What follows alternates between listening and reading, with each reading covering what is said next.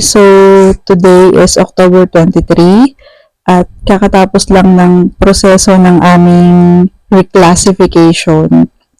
Nakita na namin yung mga scores namin matapos namin magpagod sa aming mga papers. Kahapon yung demo teaching, sinundan siya ng interview. Kaya sabi ko parang 2 beses tayo na injection nandun. Sobrang nakaka-nervyos. Na-realize ko lang, naranasan niyo na ba yung may decision kayo sa buhay na sure na kayo, pero si God yung nagbigay sa inyo ng sagot. Kasi ako, parang pangalawa na to. Yung pinakauna ko, sabi ko sa sarili ko, never akong magti-teacher. Kasi, parang sagabal siya sa mga dreams ko ng pagsusulat ng nobela. Kasi, instead na mag-focus ako sa pagsusulat, nag-check ako ng papers ng mga estudyante, ng lesson plan, mga documents. Kaya, ang ginawa ko nung nakapasa ako ng LET, kasi ang habol ko lang yung lisensya, yung eligibility nun. Tapos, dinilit ko lahat ng mga files ko tungkol sa pagtiteach. Pero kahit anong apply ko, nag-apply ako ng police, Bureau of Fire, ng uniform personnel, hindi talaga ako nakapasok. Tapos nung may friend ako na sinabi niya na may creative writing sa senior high school, mag-apply ka.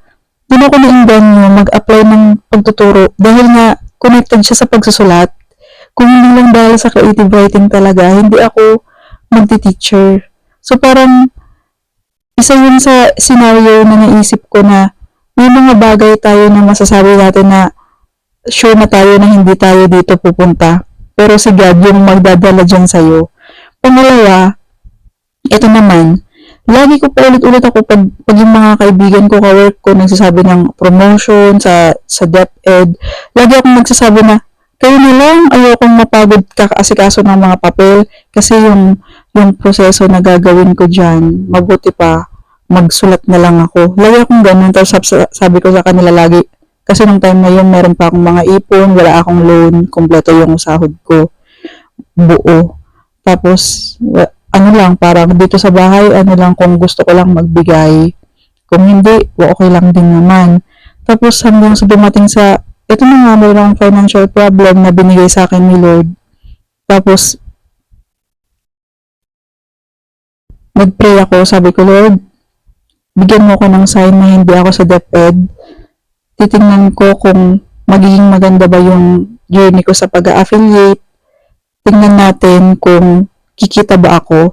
And since 2 buwan pa lang ako sa pag-affiliate, wala pa nga akong kinikita. Sabi ko nga nung pang 2 buwan ko, 190 pa lang yung kinita kong komisyon. Tapos sabi ko, hindi pa naman na mag-resign. Parang hindi naman to ang na mag-resign ako. Parang kumbaga, pinagmamasdan ko lang yung magiging journey ko sa pag-affiliate. Tapos nung day na yun na nag-pray ako, Lord, bibigyan mo ko ng sign na hindi talaga ako magtatagal sa DepEd. Alam niyo, within that day lang, 3 hours lang after ko mag-pray, lumabas nga yung reclassification na memo. Tapos ayoko sana talaga mag-apply. Sabi ko sa mga kaibigan ko, ayoko, kayo na lang. Alam niyo ba yung ginawa? Bumili na sila ng lahat ng kakailanganin namin para sa reclassification. Sila na yung gumastos. Yung parang mag-a-attach na lang ako. Tapos parang yun na yung lumalapit. Tapos sabi ko, tinetest ko pa sige. Sabi ko, hindi ito yung sign. Hindi talaga ako para sa DepEd. Kasi expired yung license ko. Wala akong certificate pang renew. Ang hirap maghanap ng schedule. Tapos 5 araw lang magpapasahan na. Sabi ko, ay hindi ito yung sign. Tapos sabi ko, ikaw Lord, kung lang, detach naman ako. Sabi ko, sige Lord, kung ma-extend yun, ibig sabihin, pinupush mo talaga akong magpa-promote. Ikakasabi ko lang, never ako magpapapromote. Kasi sabi ko, yung oras na igugugol ko doon, di sana nagsulat na lang ako. Tapos yun, na-extend nga siya. Sabi ko, Allah, si Lord talaga to.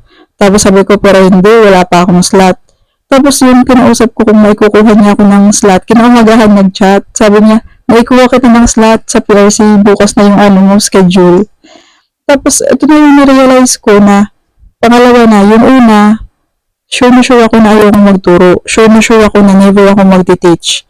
Pero dito ako dinala ni Lord, wala akong ma-applyan, parang hindi ako tinatanggap sa ina-applyan ko, pero nung teaching profession yung in-applyan ko, ang bilis lang ng process.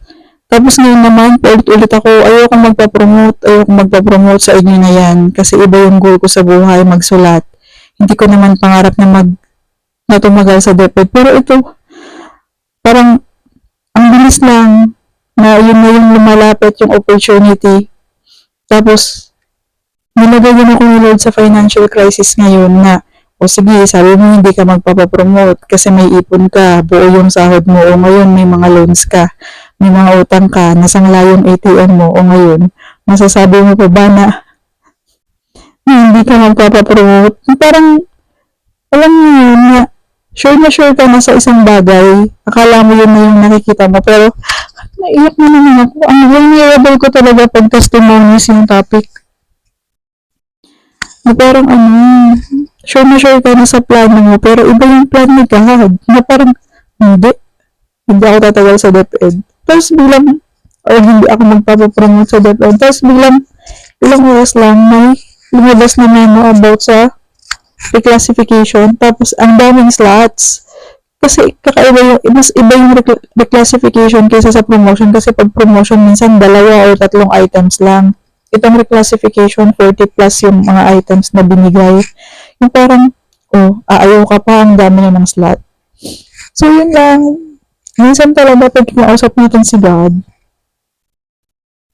tapos, sumasagot siya.